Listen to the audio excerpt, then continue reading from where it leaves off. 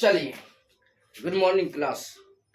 इससे पहले पार्ट 9 में हम बता चुके हैं आपको। क्या बताए हैं कि इनफर्टिलिटी क्या है, माने बांझपन क्या है और क्या होता है, वो सब हम पहले से समझा दिए हैं। आज पढ़ते हैं कि अगर कोई दंपत्ति बांझपन से ग्रसित है तो वो संतान को कैसे प्राप्त कर सकता है। तो इसमें हम आपको पिछला वीडियो में बताए थे 5 तरीका। आज उस 5 तरीका को अपना डिटेल से पढ़ते हैं। आप पहला वाला वीडियो देख लीजिए, पार्ट 9 में बताए थे बांझपन क्या होता है, क्यों होता है। आज हम पढ़ते हैं कि अगर कोई भी दंपत्ति बांझपन से ग्रसित हो ही गया है, यानी कि टोटल कोशिश किया है कि डॉक्टर से सलाह ले, दवाई भी लिया, तब पर भी संतान जनरेट करने में सक्षम नहीं हुआ है, तो अगर मान लेते हैं वो केस हो ही गया तो वो भी दंपत्ति कैसे संतान को प्राप्त कर सकता है, इसके बारे में आज अपना पढ़ेंगे। तो 5 विधि हम आपको बताए थे, अब ध्यान से देखते जाएगा। 5 विधि आज अपना पढ़ते हैं। पहला हम बताए थे पात्रे निषेचन, पात्रे और बताइए निषेचन। दूसरा हम क्या बताए थे, अपने से बताइए। पहला बताए थे पात्रे निषेचन, दूसरा हम बताए थे अंतः कोशिकीय, अंतः बताइए कोशिकीय शुक्राणु निक्षेपण, निक्षेपण। फिर से बताइए, दूसरा क्या बताए थे, अंतः कोशिकीय शुक्राणु निक्षेपण। तीसरा क्या बताए थे आपको, तीसरा बताए थे युग्मक, युग्मक अंडवाहिनी नलिका स्थानांतरण, अंडवाहिनी नलिका, उसके बताइए स्थानांतरण। और बताइए चौथा क्या बताए थे आपको, चौथा बताए थे अंतः गर्भाशयी वीर्यसेचन। तो बताइए कौन से बताए थे, अंतः गर्भाशयी वीर्यसेचन, वीर्यसेचन एक बोलते हैं कृत्रिम वीर्यसेचन, कृत्रिम। उसके बाद कौन सी बोलते हैं बताइए, वीर्यसेचन, कृत्रिम वीर्यसेचन। पचमा कौन सी है, सबसे इंपॉर्टेंट पचमा है सेरोगेसी, कौन सी है बताइए, सेरोगेसी। इन 5 के बारे में अपना आज विस्तार से पढ़ेंगे, इसको थोड़ा सा ध्यान से समझिए। अब हम एक एक करके पढ़ते जाते हैं।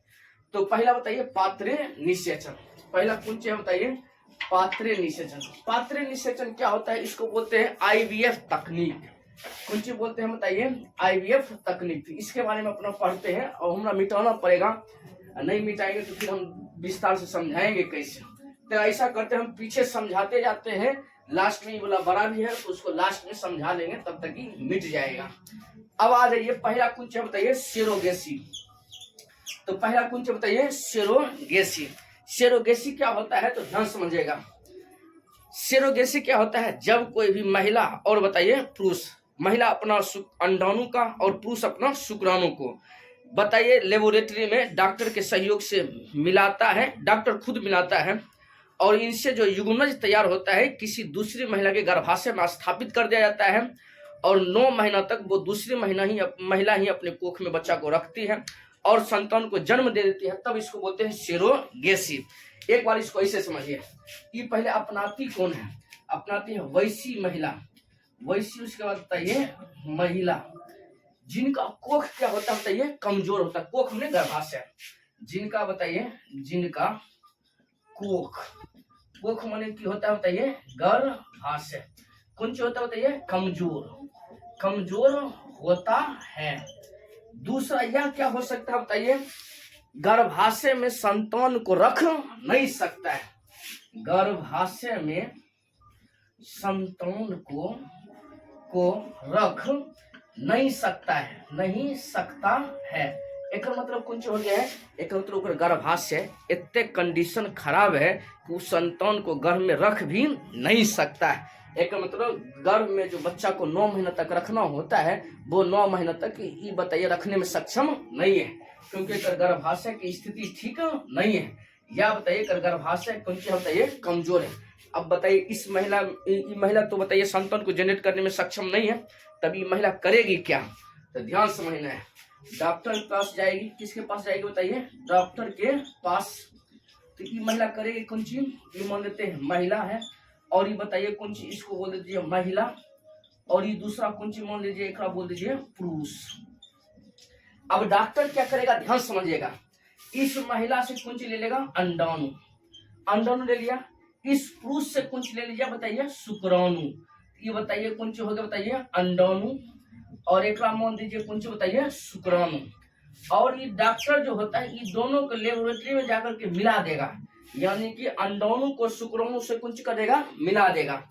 जैसे मिलाएगा तो इसको बोलते हैं निषेचन। शुक्राणु और अंडाणु जब आपस में मिलता है तब इसको बोलते हैं निषेचन।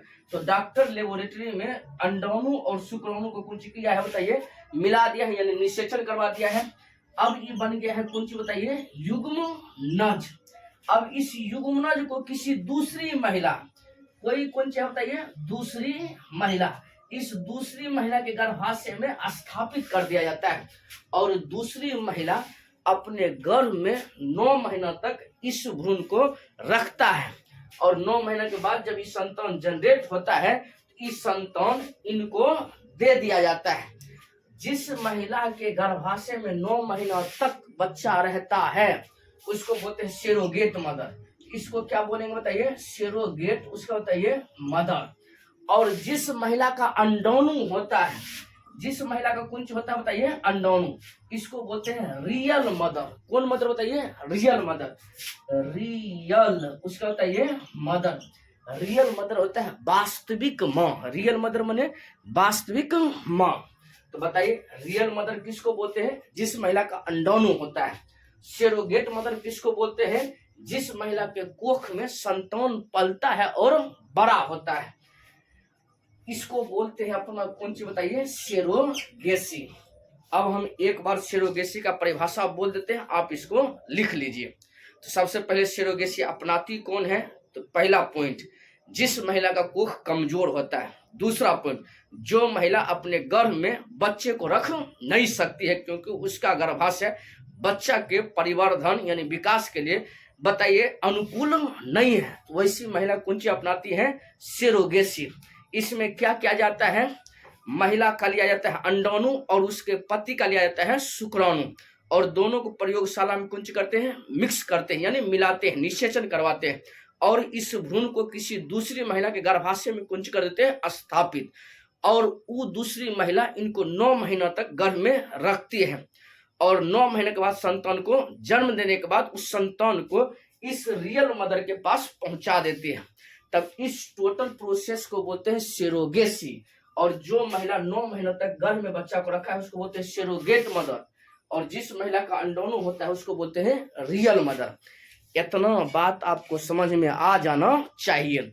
अब आपको लिखना है तो लिखिए, क्या लिखेगा, वैसी विधि जिसमें जैविक माता पिता, जैविक माता पिता मतलब वही जैविक माता पिता का शुक्राणु और अंडाणु लेकर बाहर प्रयोगशाला में निषेचन कराया जाता है और इस भ्रूण को किसी दूसरी महिला के गर्भाशय में स्थापित कर दिया जाता है। और यह दूसरी महिला 9 महीने तक संतान को गर्भ में रखती है और 9 महीने के बाद संतान को जन्म दे देती है और इस संतान को रियल मदर के पास पहुंचा देती है। तब इसको बोलते हैं कौन सी बताइए, सेरोगेसी।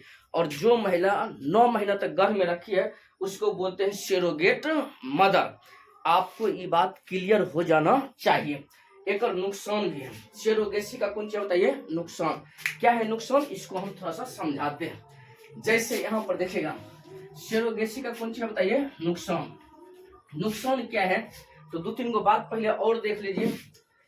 जब बताइए कोई भी बताइए दंपत्ति, कोई भी कौन सी बताइए दंपत्ति अगर सेरोगेसी को अपनाती है, कोई भी दंपत्ति किसको अपनाती है बताइए, सेरोगेसी को। कोई भी दंपत्ति सेरोगेसी को क्या करती है बताइए, अपनाती है। तो ये जो दूसरी महिला 9 महीनों तक रखती है उसको 9 महीना जो क्या करती है बताइए, कोख में रखती है, कोख में रखती है। उसे कुछ अमाउंट चुकाते हैं। कुछ क्या चुकाते हैं बताइए, अमाउंट। अमाउंट का मतलब होता है कि इस महिला को बोल देंगे कि आपको 4 लाख दिया जाएगा, या बताइए 5 लाख दिया जाएगा, या 6 लाख दिया जाएगा। पहले से दंपत्ति दूसरी महिला के साथ कॉन्ट्रैक्ट कर लेते हैं कि आपको इतना अमाउंट देंगे। दूसरा क्या करेगा ये बताइए, उनका टोटल खर्चा उठाएगा, यानी कि दूसरी उसके बाद बताइए महिला का कौन सी उठाएगा बताइए, खर्चा। खर्चा का मतलब कि उसका रहने का, उसका सोने का टोटल टाइमिंग और टोटल खान पान, उठना बैठना, डॉक्टर भाई सब का खर्चा कौन उठाएगा बताइए, वो बताइए रियल मदर यानी कि दंपत्ति दूसरी महिला का टोटल खर्चा उठाएगा। अब एक देखिए नुकसान की है, तनिक की बात देख लीजिए। नुकसान ये है कि दूसरी महिला जो गर्भ में 9 महीनों तक संतान को रखी है, जन्म देने के बाद उसको लगने लगता है कि बच्चा मेरा है, यानी कि दूसरी महिला भावनात्मक उसको बताइए रूप से उस बच्चा से क्या होता है कनेक्ट हो जाती है। कभी कभी वो दूसरी महिला बच्चा को देने से ही मना कर देती है कि हम बच्चा को नहीं देंगे। दूसरा नुकसान क्या है, अभी देखिएगा भारत में बताइए गरीबी बहुत ज्यादा है। भारत में गरीबी कौन सी है बताइए, बहुत ज्यादा। और यहाँ की महिला की स्थिति और कंडीशन खराब है।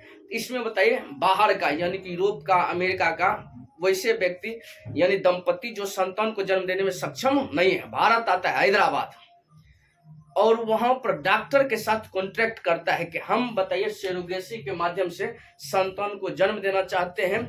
तो वो डॉक्टर एक लाइन बोलता है कि हम महिला की व्यवस्था करते हैं, आप अपना शुक्राणु अंडाणु दीजिए, दोनों को मिलाया। किसी दूसरी महिला के साथ कॉन्ट्रैक्ट डॉक्टर किया है 5 लाख में, और वो डॉक्टर इनसे कॉन्ट्रैक्ट किया है 20 लाख में, 25 लाख में, 30 लाख में। महिला को कितने मिलता है, 4 लाख 5 लाख जितने मिले। और बताइए ये अंडाणु शुक्राणु लेता है इस दंपति का, मिलाता है और उस महिला के गर्भाशय में स्थापित कर देता है। और इसका धड़ल्लेस दुरुपयोग होने लगा कहां पर बताइए, भारत में। तब भारत सरकार अभी इसको बैन किया है। भारत सरकार अभी बोलता है कि अब तो बताइए किसी को पैसा दे करके सेरोगेसी नहीं करवा सकते हैं भारत के भीतर। एक बार फिर से, यानी कि अगर मान लेते हैं कोई हमें दंपत्ति है और संतान नहीं हो रहा है, हम किसी महिला को ये नहीं बोल सकते हैं कि आप 4 लाख रुपया लीजिए और जो संतान है यानी कि भ्रूण को अपने गर्भाशय में 9 महीना तक रखिए, ये नहीं कह सकते हैं। किसको कह सकते हैं बताइए, जो हमारा रिलेटिव है, जिसको हमें पैसा नहीं दे रहे हैं, बस खाली भावनात्मक रूप से वो अपना क्लोज से है और वही बताइए ये काम कर सकते हैं। नहीं तो पहले कुमारी लड़की भी ये सब करती थी और हुमच करके करती थी। भारत में सबसे ज्यादा होने लगा था। ये बात आप समझ गए होंगे। जैसे एगो मूवी है यशोदा, उस मूवी में देखिएगा, उस मूवी में महिला जो होती है यही करवाती है सेरोगेसी, और उसमें से एगो लड़की सेरोगेसी इसलिए करवाई क्योंकि उसको चाहिए आईफोन। कौन सी चाहिए बताइए, आईफोन। यानी कि दूसरी महिला और पुरुष के स्पर्म ओवम के मिलने के बाद जो भ्रूण बनाए उसको अपने गर्भाशय में स्थापित की, उसके बाद उसको कुछ अमाउंट मिलेगा, उस अमाउंट को लेकर के क्या खरीदेगा वो बताइए, आईफोन। इतना बात आपको समझ में आ जाना चाहिए। अभी देखेगा जितने भी हीरो हीरोइन है यानी कि बॉलीवुड जो तो समझ रहे हैं, उसमें से क्या होता है अधिकतर जो मान लेते हैं हीरोइन जो होती है वो अपने सुंदरता को मेंटेन करने के लिए यानी कि ब्यूटी को मेंटेन करने के लिए, क्योंकि गर्भ में जब बच्चा होता है और उसको डिलीवरी किया जाता है तो अत्यधिक मात्रा में ब्लीडिंग होता है। ब्लीडिंग माने होता है कि रक्त का स्राव होता है और उससे महिला का ब्यूटी यानी कि सुंदरता खराब हो जाती है, मुंह सब घुंघट जाता है। इससे बचने के लिए वो कौन सी करवाती है, सेरोगेसी, यानी कि अपना ओवम दे दिया, अपन पति का स्पर्म ले लिया, दोनों मिला करके किसी दूसरी महिला के गर्भाशय में स्थापित करवा दिया और दूसरी महिला संतान को जन्म देकर के इस हीरोइन को लौटा देगी। एक मतलब इनको बच्चों भी हो गया है और एक ब्यूटी पर भी नो इफेक्ट करवाती है। उदाहरण में देख लीजिए प्रियंका चोपड़ा, ओकर जो संतान हुआ है, संतान किस विधि से बताइए, सेरोगेसी, यानी प्रियंका चोपड़ा का ओवम, निक जोनस का स्पर्म, दोनों मिल करके किसी दूसरी महिला गर्भाशय में स्थापित करके उनको एक लड़की हुआ है। वैसे आमिर खान की लड़की, ये सब आप समझ रहे होंगे। अंतः गर्भाशयी वीर्यसेचन, तो बताओ कौन सी है, अंतः गर्भाशयी वीर्यसेचन। अंतः गर्भाशयी वीर्यसेचन क्या होता है तो ऐसे समझिए, अंतः गर्भाशयी वीर्यसेचन ये कौन करता है कि पुरुष में कमी के कारण, पुरुष में कौन सी बताइए, कमी के ऊपर बताइए कारण। पुरुष में कौन सा कमी है, या तो ये पुरुष का शुक्राणु ठीक नहीं है, पुरुष का शुक्राणु क्या है बताइए, शुक्राणु की संख्या कौन सी है बताइए, कम है, संख्या कौन सी है बताइए, कम। दूसरा शुक्राणु की गतिशीलता कम है, शुक्राणु की कौन सी है बताइए, गतिशीलता कम है। या हो सकता है कौन सी, इस शुक्राणु का आकार ठीक नहीं है, शुक्राणु का आकार यानी कि अनियमित आकार का है, अनियमित आकार का है का मतलब होता है कि शुक्राणु जो है टेढ़-टाढ़ है। शुक्राणु कैसन है बताइए? टेढ़-टाढ़ का मतलब कि शुक्राणु का आकार साइज जो होना चाहिए वो ठीक नहीं है। और चौथा क्या हो सकता है कि पुरुष में दम नहीं है। पुरुष में कौन सी बताइए? दम नहीं है। एक मतलब कौन सी हो गया है कि पुरुष अपने से अपने पेनिस के माध्यम से महिला के योनि मार्ग से शुक्राणु को गर्भाशय में इंसेमिनेशन यानी स्थानांतरित नहीं कर सकता है। एक बार फिर से बोल देते हैं, पुरुष अपने से पेनिस के माध्यम से शुक्राणु को महिला के गर्भाशय में स्थापित नहीं कर सकता। इसको ऐसे समझ लीजिए, ये मान लेते हैं महिला का कुंच बताइए गर्भाशय, और ये पुरुष का कुंच होता है बताइए पेनिस। और ये पेनिस में उतना शक्ति नहीं है कि ये पेनिस यहाँ पर आए और यहाँ पर स्पर्म को रिलीज कर सके, क्योंकि पेनिस जब संभोग यानी कि सेक्स होता है तो पेनिस बताइए पेनिस क्या होता है अपने से बता दीजिए? इरेक्शन के दौरान जो होता है पेनिस कठोर हो जाता है और एक पेनिस में शक्ति है नहीं। तो इस स्थिति में यानी कि पुरुष में दम नहीं है का मतलब कि पुरुष प्राकृतिक रूप से शुक्राणु को महिला के गर्भाशय में स्थानांतरित नहीं कर सकती है। तब अपनाते हैं कौन सी बताइए? अंतः गर्भाशयी वीर्य सेचन, या बताइए कौन सी? कृत्रिम वीर्य सेचन। कौन वीर्य सेचन बताइए? कृत्रिम वीर्य सेचन। तनिक इसमें इंक नहीं है, तनिक इंक भर लेते हैं। तनिक करते क्या है इस स्थिति में? करते क्या है तो ध्यान समझिएगा। इस स्थिति में करते क्या है? इस स्थिति में करते क्या है तो महिला के गर्भाशय में, महिला को कुछ बताइए? गर्भाशय में। ये महिला का कौन चीज है बताइए? गर्भ। महिला के क्या बताइए? गर्भाशय में कृत्रिम रूप से क्या करते हैं? या तो इसी पुरुष का शुक्राणु एक मतलब कि ओकर शुक्राणु ठीक है लेकिन पुरुष के पेनिस में दम नहीं है, या शुक्राणु ले लें, या पुरुष का शुक्राणु ठीक नहीं है, शुक्राणु पुरुष का ठीक नहीं है, पेनिस में दम है, तो पुरुष का शुक्राणु भी ठीक नहीं है यानी कि संख्या कम है, शुक्राणु की गतिशीलता यानी स्पीड कम है, शुक्राणु के अनियमित आकार यानी कि आकार ठीक नहीं है। तो इस स्थिति में बताइए किसी दूसरे पुरुष का कुंच लेते हैं शुक्राणु, तो क्या बोलते हैं? दाता शुक्राणु। कौन शुक्राणु बताइए? दाता शुक्राणु। तो या तो बताइए ओकर पति का शुक्राणु, या बताइए किसी दाता शुक्राणु। दाता शुक्राणु का मतलब स्पर्म या बैंक से यानी शुक्राणु बैंक से शुक्राणु लेकर के महिला के गर्भाशय में इंजेक्शन के माध्यम से, महिला के गर्भाशय में किसके माध्यम से बताइए? इंजेक्शन के माध्यम से स्थानांतरित कर देते हैं, तब इसको कुछ बोलते हैं? अंतः गर्भाशयी वीर्य सेचन। क्या बोलते हैं बताइए? अंतः गर्भाशयी वीर्य सेचन। एकरे कुंची बोलते हैं बताइए? कृत्रिम वीर्य सेचन। अंतः गर्भाशयी वीर्य सेचन या बताइए कृत्रिम वीर्य सेचन। जैसे गाय भैंस में नहीं देखता है, गाय में भी करवाते हैं, भैंस में भी करवाते हैं, नहीं करवाते हैं? गाय जब बोलने लगती है, चिकरने लगती है, तब डॉक्टर आता है, यही करता है। कुंची? कृत्रिम वीर्य सेचन, यानी कि शुक्राणु को लेकर के इंजेक्शन मारता है, गर्भाशय में क्या करता है बताइए? डॉक्टर इंजेक्शन के माध्यम से छोड़ देता है, तो कौन सी बोलते हैं? कृत्रिम वीर्य सेचन। अब एक लाइन में हम अंतः गर्भाशय वीर्य सेचन या कृत्रिम वीर्य सेचन का परिभाषा बोल देते हैं। वह विधि जिसमें पुरुष का शुक्राणु या किसी दाता का शुक्राणु लेकर डॉक्टर बताइए इंजेक्शन के माध्यम से महिला के गर्भाशय में छोड़ देता है, तब इसको बोलते हैं कृत्रिम वीर्य सेचन या अंतः गर्भाशयी वीर्य सेचन। एक बार फिर से बोलते हैं, जब बताइए जब पुरुष का शुक्राणु या किसी दाता का शुक्राणु लेकर के इंजेक्शन के माध्यम से डॉक्टर के सहयोग से महिला के गर्भाशय में स्थापित कर देते हैं, तब इसको बोलते हैं कौन सी बताइए? अंतः गर्भाशयी वीर्य सेचन या बताइए कृत्रिम वीर्य सेचन। ये बात आपको समझ में आ जाना चाहिए। इतना समझ में आ गया है। आगे हम तनिक समझा लेते हैं शुक्राणु की गतिशीलता, क्योंकि शुक्राणु की संख्या समझ में आ गया है कि शुक्राणु की संख्या 1 2 3 नहीं मिलियन में होता है। शुक्राणु का आकार अनियमित माने टेढ़-टाढ़। अगर बताइए हमें ऐसे हमारा आकार ठीक है, लेकिन बताइए हाथ एने से निकले, दांत एने से निकले, कान ओने से निकले, का मतलब ठीक नहीं है, तो सोना देख कर डर जाएगा। ये बात ठीक नहीं है। गतिशीलता का मतलब समझो।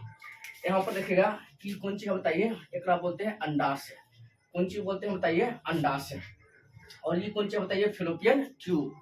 जब शुक्राणु यहाँ से जाता है अंदर, तो तुमको पता है कि अंडाणु यहीं तक रहता है।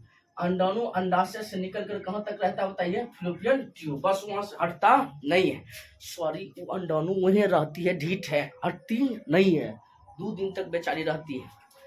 अब बताइए शुक्राणु की गतिशीलता कम होगा तो शुक्राणु बताइए जाएगा बेचारा ऐसे से घूम करके आ जाएगा। जैसे अपने देखो ना, अपना अगर ढेला फेंकते हैं, कुछ फेंकते हैं बताइए ढेला, तनी को फेंकेंगे जोर से तो ढेला यही रह जाएगा, मच के फेंक देते ढेला दूर तक जाएगा। वही बताइए अगर शुक्राणु की गतिशीलता ज्यादा होगी, एक मतलब शुक्राणु का स्पीड बहुत तेज होगा, आएगा तो जाकर के अंडाणु से क्या कर सकता है, मिल सकता है। लेकिन वही शुक्राणु की गतिशीलता कम होगा तो जाएगा यहाँ से लौट करके बेचारा डिरिया करके आ जाएगा। एक मतलब शुक्राणु की गतिशीलता कम होने के कारण शुक्राणु वहां तक पहुंच नहीं पाता है। तब इस स्थिति में करवाते हैं कृत्रिम वीर्य सेचन। महाराज हमरा लगता है अब आपको समझ में आ जाना चाहिए, समझ में आ गया है। अगला अपना पढ़ते हैं, कुछ बताइए, युग्मक अंडवाहिनी नलिका स्थानांतरण। युग्मक अंडवाहिनी नलिका स्थानांतरण पढ़ते हैं। सबसे पहले ये अपनाती कौन है, तो वैसी महिला जो अंडाशय में अंडाणु का निर्माण करने में सक्षम नहीं होती है। यानी कि जिस महिला में के अंडाशय में अंडाणु का निर्माण नहीं होता है, वही महिला अपनाती है कौन सी बताइए, युग्मक अंडवाहिनी नलिका स्थानांतरण।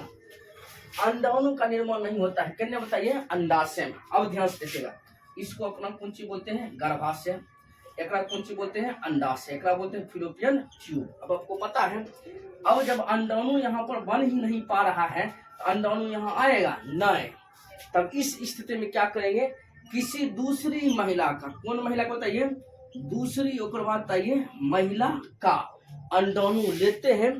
डॉक्टर इनको इंजेक्शन के माध्यम से, इंजेक्शन हम थोड़ा दिखाई दे रहे हैं, देख, इंजेक्शन के माध्यम से यहाँ से डायरेक्ट फिलोपियन ट्यूब यानी कि अंडवाहिनी नलिका में अंडाणु को स्थापित कर देता है। एक बार फिर से, डॉक्टर किसी दूसरी महिला का अंडाणु, उसको बोलेंगे दाता अंडाणु, और उस दाता अंडाणु को इस महिला के डायरेक्ट अंडवाहिनी नलिका यानी फिलोपियन ट्यूब में इंजेक्शन के माध्यम से स्थापित कर देते हैं। और जैसे स्थापित कर दिए हैं, अब ये महिला संभोग क्रिया में भाग लेगी, शुक्राणु इधर से आएगा एक पत्ती का, और इनसे आकर के क्या हो जाएगा, मिल जाएगा, और मिलेगा तो ये बताइए भ्रूण का निर्माण यहाँ पर होना शुरू हो जाएगा। इस विधि को बोलते हैं युग्मक अंडवाहिनी नलिका स्थानांतरण। युग्मक अंडवाहिनी नलिका स्थानांतरण समझ में आ जाना चाहिए। चोर चुहार नहीं समझ में कैसे आ रहा है, हमें लगता है समझ में आ गया है। अब एक बार हमें एक परिभाषा बोल देते हैं, वैसी महिला जो अपने अंडाशय में अंडाणु का निर्माण नहीं कर सकती है, तो इस स्थिति में डॉक्टर किसी दूसरी महिला का अंडाणु लेकर इंजेक्शन के माध्यम से, सुई के माध्यम से महिला के डायरेक्ट फिलोपियन ट्यूब यानी अंडवाहिनी नलिका में युग्मक को स्थानांतरित कर देती है। तब इसको बोलते हैं युग्मक अंडवाहिनी नलिका स्थानांतरण। कौन सी बोलते हैं, युग्मक अंडवाहिनी नलिका स्थानांतरण। हो गया है। चलिए, ये महिला बताइए अब 9 महीने के बाद संतान को इजी में जन्म दे देगा। एक मतलब कौन सी है, ये महिला भ्रूण के कौन सी बताइए, विकास के लिए बताइए, भ्रूण के विकास के लिए रेडी है मतलब एक गर्भाशय में कोई दिक्कत नहीं है, बस एक दिक्कत कौन सी है बताइए, अंडाणु का निर्माण नहीं हो रहा है। गर्भाशय में कोई दिक्कत नहीं है, 9 महीना रहे बच्चा, कोई दिक्कत नहीं है, बच्चा को खाना पानी सब मिलेगा, एक भीतर में बच्चा टंच रहेगा, लेकिन अंत एक दिक्कत है कि खाली अंडाणु का निर्माण ही नहीं होता है। अब आपको समझ में आ जाना चाहिए। अब हम पढ़ते हैं पात्र निषेचन और अंतःकोशिका शुक्राणु निक्षेपण।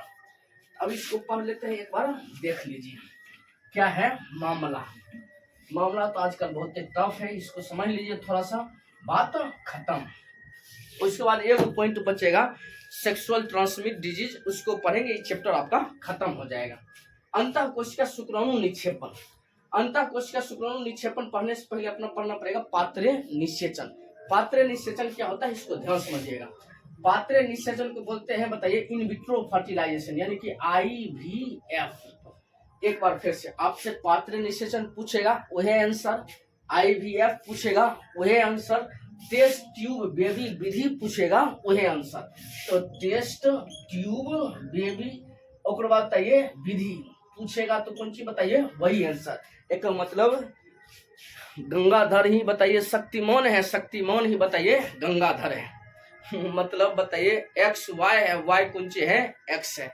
एक मतलब कि जैसे माथा सर कपार एके है, वैसे पात्र निषेचन IVF टेस्ट ट्यूब बेबी विधि ये तीनों बात कौन सी है एके है।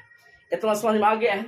आपसे पात्र निषेचन पूछे, IVF पूछे या TTB विधि पूछे, कोई दिक्कत नहीं है, तीनों बात सेम टू सेम। अब हम समझते हैं क्या होता है। सबसे पहले ये कौन दंपत्ति अपनाती है, दंपत्ति अपनाती है, कौन सा दंपत्ति अपनाएगा तो ध्यान समझेगा, पुरुष और बाद कौन सी बताइए महिला। कौन सा पुरुष, या तो पुरुष का शुक्राणु ठीक है, पुरुष का शुक्राणु कौन सी बताइए ठीक है, कोई दिक्कत नहीं है। पुरुष का शुक्राणु कौन सी बताइए ठीक है, कोई दिक्कत नहीं है। बस यहाँ पर कौन सी है महिला का अंडाणु ठीक नहीं है, अंडाणु ठीक और बताइए नहीं है, या अंडाणु का उत्सर्ग ही नहीं होता है, अंडाणु बनता नहीं है, अंडाणु ऊपर बताइए बनता नहीं है। ई केस हो गया एगो। या पुरुष का शुक्राणु ठीक नहीं है, शुक्राणु कौन सी बताइए ठीक ऊपर बताइए नहीं है। पुरुष का शुक्राणु ठीक नहीं है का मतलब पुरुष के वीर्य में शुक्राणु की संख्या कम है, जैसे पीछे समझाए, या ओकर गतिशीलता कम है, या ओकर आकार टेढ़तार है, ये तीनों में से कोनो है ठीक नहीं है। लेकिन महिला का अंडाणु ठीक है, महिला अंडाणु आराम से उत्सर्ग कर सकते हैं, यानी अंडाणु को उत्सर्ग कर सकते हैं। एक मतलब कि शुक्राणु ठीक नहीं है लेकिन अंडाणु महिला में बन रहा है, या पुरुष में शुक्राणु ठीक है लेकिन महिला में अंडाणु बनता नहीं है। ये दोनों स्थिति में अपनाते हैं कौन सी पात्रे निषेचन। कौन सी अपनाते हैं बताइए पात्रे निषेचन। अब इसमें करते क्या है तो ध्यान समझेगा। प्रयोगशाला में कौन सी बताइए प्रयोगशाला में, प्रयोगशाला में डॉक्टर करता है, डॉक्टर महाराज करता है, ध्यान समझिएगा। प्रयोगशाला में क्या करता है डॉक्टर, इस महिला का ले लेगा अंडाणु, या ये महिला में अंडाणु नहीं है तो किसी दाता का ले लेगा अंडाणु। एक मतलब ये महिला का हो सकता है, या बताइए किसका हो सकता है दाता का। दूसरा क्या लेगा पुरुष का ले लेगा शुक्राणु, ये पुरुष का शुक्राणु हो सकता है, या पुरुष का शुक्राणु ठीक नहीं है तो दाता का ले लेंगे कौन सी बताइए शुक्राणु ले लिए हैं, यानी कि अंडाणु ले लिया और कौन सी ले लिया शुक्राणु। और ध्यान समझिए गर्भाशय के भीतर में जो माहौल होता है, यानी कि गर्भाशय के भीतर में जो परिस्थिति होता है, सेम टू सेम प्रयोगशाला में वही परिस्थिति रेडी किया जाता है। एक बार फिर से गर्भाशय के भीतर में जो माहौल है, माहौल माने बताइए स्थिति, यानी कि लिक्विड है, एसिडिटी है, जो जो मटेरियल अंदर में मौजूद है, या बताइए जो स्थिति वहां पर है, वही स्थिति प्रयोगशाला के एक बताइए ट्यूब के भीतर रेडी किया जाता है। और उस ट्यूब में ही इस अंडाणु को और इस बताइए शुक्राणु को कौन सी कर दिया जाता है बता दिया मिला दिया जाता है। अब निषेचन हो गया है, निषेचन हो गया तो कौन सी बोलते हैं बताइए युग्मनज। अब इस युग्मनज को महिला की या तो बताइए अंडवाहिनी नलिका में स्थापित कर देंगे, या महिला के गर्भाशय में स्थापित कर देंगे, तब इसको बोलते हैं पात्रे निषेचन। और युग्मनज को जो महिला के गर्भाशय में स्थापित करेंगे या अंडा या फिलोपियन ट्यूब में स्थापित करेंगे, तो कौन महिला में स्थापित करेंगे, यही महिला में स्थापित करेंगे जो महिला संतान जन्म देना चाहती है। एक बार फिर से ये महिला का कौन सी ले लिया अंडाणु, या दाता के ले लिए हैं अंडाणु, पुरुष का ले लिए शुक्राणु या दाता के ले लिए शुक्राणु, दोनों को ट्यूब के भीतर में निषेचन करवा दिए। निषेचन के बाद जो युग्मनज बना है, इस युग्मनज को लेकर के महिला के गर्भाशय में या अंडवाहिनी नलिका में स्थापित कर दिए हैं, तब इस विधि को बोलते हैं कौन सी पात्रे निषेचन। कौन सी बोलते हैं बताइए पात्रे निषेचन। अब ध्यान समझिएगा, यहाँ पर देखिए ये कौन सा बताइए बताइए योनि, और ये कौन सा हो गया फिलोपियन ट्यूब, एक कौन सी बोलते हैं अंडाशय। अब अंडाशय से अंडाणु निकलेगा, ये तो निकल ही नहीं रहा है, अब आगे आ जाइए, ये कौन सा बताइए, अंडाशय, एक बोलते हैं फ्लोपियन ट्यूब। अगर इस युग्मनज को कौन सी को बताइए, युग्मनज को डायरेक्ट हम कहां पर स्थापित कर दें, फ्लोपियन ट्यूब के भीतर। फ्लोपियन ट्यूब का मतलब होता है अंडवाहिनी नलिका के भीतर स्थापित कर दिए, तब ओकरा कौन सी बोलेंगे विनोद, ऐसे समझ, अंतः कौन सी बोलेंगे बताइए, सॉरी, युग्मनज अंतः डिंब वाहिनी स्थानांतरण। एक बार फिर से बोलते हैं, युग्मनज अंतः डिंब वाहिनी स्थानांतरण, स्थानांतरण। एक बार फिर से, जब युग्मनज को अंडवाहिनी नलिका में स्थापित करते हैं तब इसको बोलते हैं युग्मनज अंतः डिंब वाहिनी स्थानांतरण। जब इस युग्मनज को गर्भाशय में स्थापित करते हैं, कहां पर स्थापित करते हैं बताइए, गर्भाशय में, तब इसको कौन सी बोलते हैं, अंतः गर्भाशयी स्थानांतरण। यहाँ पर लिख लेते हैं, कौन सी बोलते हैं बताइए, अंतः गर्भाशयी, उसके बाद कौन सी बोलते हैं, स्थानांतरण। एक बार फिर से, जब युग्मनज को अंडवाहिनी नलिका में स्थापित करते हैं तब उसका बोलते हैं युग्मनज अंतः डिंब वाहिनी स्थानांतरण। जब युग्मनज को गर्भाशय में स्थापित करते हैं तब इसको बोलते हैं अंतः गर्भाशयी स्थानांतरण। इतना बात आपको समझ में आ जाना चाहिए। अब एक पॉइंट और समझिए, इसको फिलोपियन ट्यूब में कब स्थापित किया जाता है और इसको गर्भाशय में कब स्थापित किया जाता है, ऐसे समझिए। जब स्पर्म और बताइए ओवम दोनों मिला है तेकरा बोलते हैं युग्मनज। कौन सी बोलते हैं, युग्मनज। युग्मनज में कोशिका की संख्या कितना होता है, एक। युग्मनज में कोशिका की संख्या कितना होता है, एक। एक मतलब स्पर्म और ओवम मिला, दोनों मिल करके क्या कोशिका बनाया है, एगो, ओकरा बोलते हैं युग्मनज। अब ये बताइए, एक कोशिका से कितना होगा, दो से कितना होगा, चार से कितना होगा, 8, और 8 से कितना होगा, 16 से कितना हो जाएगा, 32। एक टोटल को बोलते हैं ब्लास्टोमेयर्स। कौन सी बोलते हैं बताइए, ब्लास्टोमेयर। एक बार फिर से, युग्मनज में क्या कोशिका होता है, एगो से कहते हैं, दो कोशिका, 2 से, 4 कोशिका, 4 से, 8 से, 16 गो से 32 गो। ई जब कोशिका बनता है तेकरा बोलते हैं ब्लास्टोमेयर्स। यानी कि पहला कोशिका के युग्मनज बोल देते हैं, 2 गो रहेगा तैयो ब्लास्टोमेयर, 4 गो रहेगा तब पर भी ब्लास्टोमेयर, 8 गो रहेगा तैयो ब्लास्टोमेयर, 16 गो रहेगा तैयो ब्लास्टोमेयर, 32 गो कोशिका रहेगा तैयो ब्लास्टोमेयर ही कहेंगे। अब ध्यान समझ, जब बताइए 8 ब्लास्टोमेयर्स तक रहता है, कितने बताइए, 8। जब युग्मनज 8 ब्लास्टोमेयर्स तक होता है, यानी कि 2 हो सकता है, 4 हो सकता है, या बताइए 8 कोशिका के भीतर यानी 8 ब्लास्टोमेयर्स तक रहता है, तब इसको स्थापित करते हैं किन्ने, अंडवाहिनी नलिका के भीतर। और जब ब्लास्टोमेयर्स की संख्या 8 से अधिक हो जाता है तब उसको स्थापित करते हैं गर्भाशय के भीतर। एक बार फिर से, जब ब्लास्टोमेयर्स की संख्या 8 तक होती है या 8 से भीतर होती है तब उसको अंडवाहिनी नलिका के भीतर स्थापित करते हैं। जब ब्लास्टोमेयर्स 8 से अधिक होती है तब उसको गर्भाशय के भीतर स्थापित करते हैं। गर्भाशय के भीतर स्थापित करते हैं तो क्या बोलते हैं, अंतः गर्भाशयी स्थानांतरण।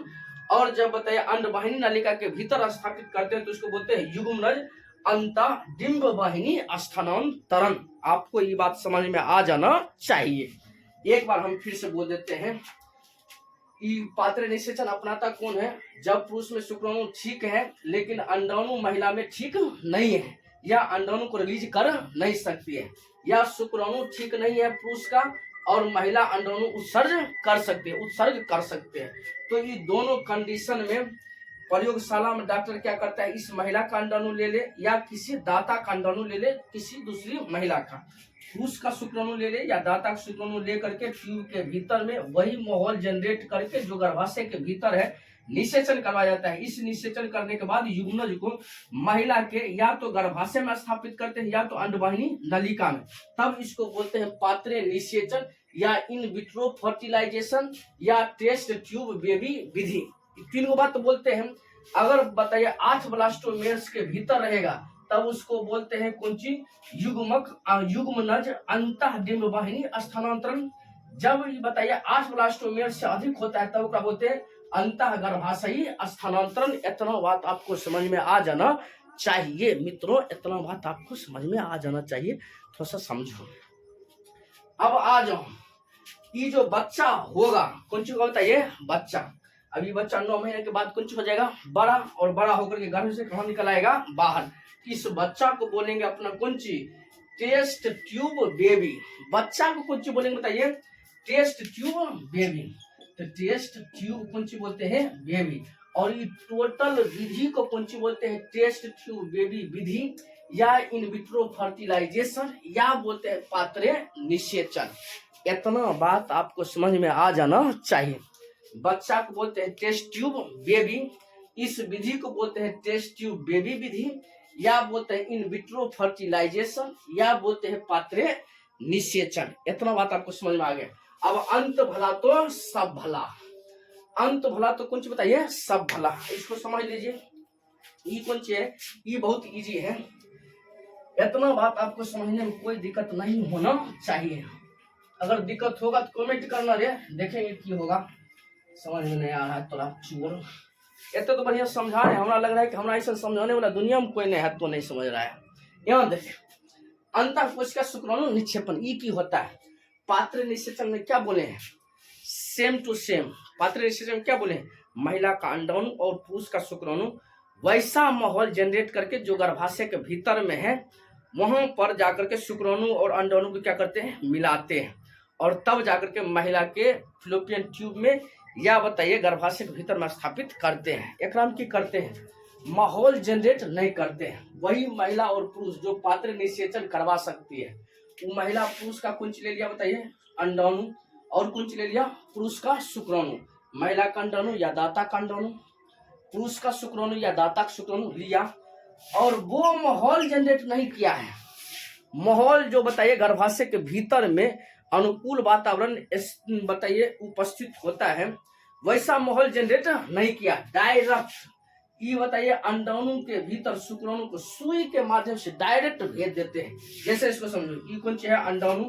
ये बताइए कौन सी है? शुक्राणु। एक इंजेक्शन में भर लिए हमने बढ़िया से, और डायरेक्ट आ करके भेज दिए इसके भीतर। तब इसको बोलते हैं अंतःकोशिका शुक्राणु निक्षेपण। और युग्मनज को लेकर के महिला के वही या तो अंडवाहिनी नलिका में, या बताइए महिला के गर्भाशय में कुंच कर देते हैं स्थापित। इसको बोलते हैं कुछ अंतःकोशिका शुक्राणु निक्षेपण। एक नाम क्या क्या जाता है? इसको लिखिए देते हैं। एक नाम क्या क्या जाता है? शुक्राणु एवं अंडाणु को, अंडाणु बता दो को बिना बताइए जल्दी से उचित माहौल तैयार, बिना गर्भाशय जैसी स्थिति तैयार किए, स्थिति तैयार किए अंडाणु के भीतर, अंडाणु के भीतर शुक्राणु को क्या करते हैं? इंजेक्शन के माध्यम से, इंजेक्शन के माध्यम से सीधे मिला दिया जाता है, सीधे मिला दिया जाता है। और इससे मिलाने के बाद जो बनता है कौन सी बताइए? युग्मनज। युग्मनज को या तो महिला के कहां पर बताइए जल्दी से? या तो गर्भाशय में, या तो बताइए करने पर फिलोपियन यानी अंडवाहिनी नलिका। अंडवाहिनी नलिका में क्या करते हैं? स्थापित कर देते हैं। अंडवाहिनी नलिका में स्थापित करते हैं, गर्भाशय में स्थापित करते हैं। कब? जब 8 से अधिक ब्लास्टोमेयर, अधिक ब्लास्टो तो दो मेयर होता है तब। और अंडवाहिनी में कब करते हैं? जब 8 से कम ब्लास्टोमेयर्स होता है तब। ब्लास्टोमेयर, ब्लास्टोमेयर माने कोशिका, एक कोशिका, दो कोशिका, तीन कोशिका, चारों कोशिका, ये कोशिका को बोलते हैं ब्लास्टोमेयर। जब 8 कोशिका से कम है तो स्थापित करते हैं अंडवाहिनी नलिका में, और जब 8 से अधिक होता है तो स्थापित करते हैं गर्भाशय में। अंडवाहिनी नलिका में स्थापित करते हैं तो बोलते हैं अंतः अंडवाहिनी नलिका स्थानांतरण। जब गर्भाशय में स्थापित करते हैं तब उसको बोलते हैं कुछ अंतः गर्भाशयी स्थानांतरण। और इस टोटल विधि को बोल देते हैं कौन सी बताइए? अंतःकोशिका शुक्राणु निक्षेपण। एकरा दोनों में अंतर क्या है? कुछ नहीं, एक राम बस कुंची है, माहौल तैयार करते हैं, तब जाकर के शुक्राणु और अंडाणु को किसी ट्यूब में ले जाकर के निषेचन करवाते हैं। अंतः कोशिका शुक्राणु निक्षेपण में क्या करते हैं, कुछ नहीं, माहौल रेडी नहीं करते हैं, बस करते कि हैं शुक्राणु को अंडाणु के भीतर डायरेक्ट इंजेक्शन के माध्यम से स्थापित कर देते हैं। बाकी सेम बात वही की महिला के गर्भाशय में स्थापित कर सकते हैं या अंडवाहिनी नलिका में स्थापित कर सकते हैं। कि टोटल बात को कौन सी बोलते हैं, अंतः कोशिका शुक्राणु निक्षेपण। हमरा लगता है कि टोटल बात आपको समझा दिए हैं। आपको हमारा वीडियो अच्छा लगता है तो लाइक करें, सब्सक्राइब करें, नहीं लगता है तो कमेंट में लिख कर दें कि कहाँ पर सुधारना है। चोर हमरा नहीं पता है कि हमारा वीडियो के देख रहा है नहीं देख रहा है। वीडियो अगर देख रहा है, थोड़ा समझ में आ रहा है तो लिखो नीचे में कि समझ में आ रहा है, थोड़ा सा इधर उधर कीजिए फिर से, ठीक नहीं चल रहा है। लाइक करो, सब्सक्राइब करो, अपने दोस्त के पास शेयर करो। जो प्रॉब्लम है, समस्या है, वो कमेंट में लिख करके बता सकता है कि यहाँ पर दिक्कत चल रहा है, तब ना हमें समझेंगे कि तो दिक्कत चल रहा है। बाकी ये बात खत्म हो गया। अगला एगो पॉइंट बचा है, बताइए यौन संचारित रोग यानी कि सेक्सुअल ट्रांसमिट डिजीज, उसको पढ़ेंगे, ये चैप्टर हो जाएगा खत्म। उसके बाद तुम्हारा क्वेश्चन आंसर बचेगा, क्वेश्चन आंसर भी अपना डील कर लेंगे। इतना समझ में आ गया है।